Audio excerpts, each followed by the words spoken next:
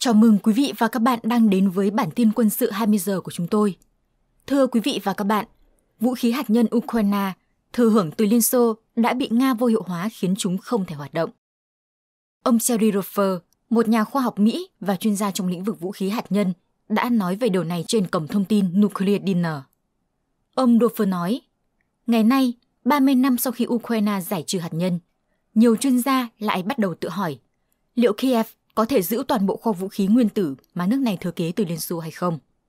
Kho vũ khí hạt nhân của Liên Xô tập trung trên lãnh thổ của Ukraine, Belarus và Kazakhstan. Khi họ giành được độc lập vào năm 1991, mỗi quốc gia phải bắt đầu quyết định cách phân chia tài sản thừa kế.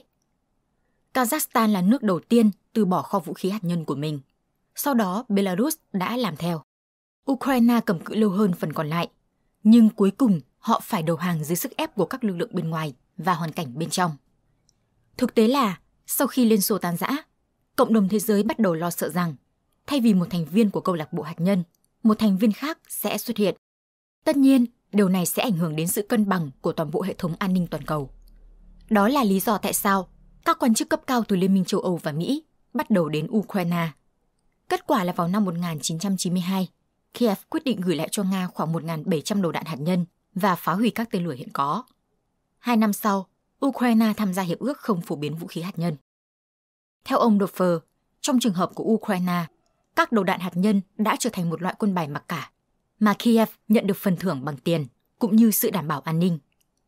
Tuy nhiên, sự thật là, ngay cả khi Ukraine giữ số vũ khí này, họ sẽ không thể sử dụng chúng. Xét cho cùng, yếu tố cốt lõi không nằm ở các bản thân tên lửa. Nga đã đặt cho Ukraine một câu đố nan giải. Moscow đã một lần và mãi mãi chấm dứt việc Kiev có khả năng sử dụng vũ khí hạt nhân. Vấn đề chính nằm ở cái gọi là cơ chế bảo vệ chống lại việc sử dụng trái phép. Chìa khóa vẫn tồn tại ở Moscow. Tất nhiên, trên lý thuyết, các chuyên gia Ukraine có thể tìm ra cách vượt qua sự bảo vệ này. Nhưng với cùng một xác suất, bất kỳ nỗ lực nào nhằm phá vỡ cơ chế phòng thủ đều có thể kết thúc trong thảm họa. Hơn nữa, Ukraine không có phương tiện cũng như năng lực để cất giữ những đầu đạn hạt nhân nói trên, cũng như vận hành chúng.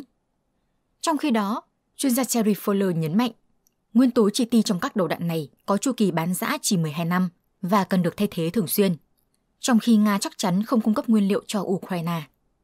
Đồng thời, cần lưu ý rằng, không phải tất cả mọi người ở phương Tây đều đồng ý với việc giải trừ quân bị của Ukraine. Nhà khoa học chính trị nổi tiếng người Mỹ, John Mearsheimer chắc chắn rằng, một cuộc xung đột quân sự giữa Moscow và Kiev là không thể tránh khỏi trong tương lai.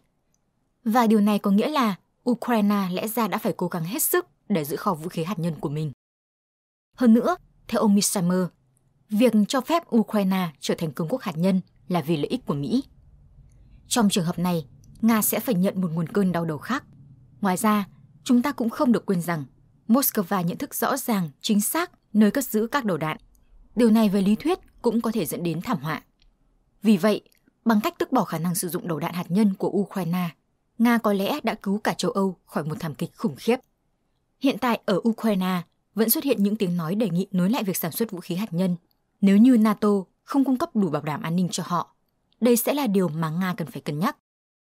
Bản tin của chúng tôi đến đây xin phép được tạm dừng. Nếu thấy video này hữu ích, hãy like, subscribe và để lại ý kiến của các bạn. Xin kính chào và hẹn gặp lại quý vị và các bạn trong những bản tin sau.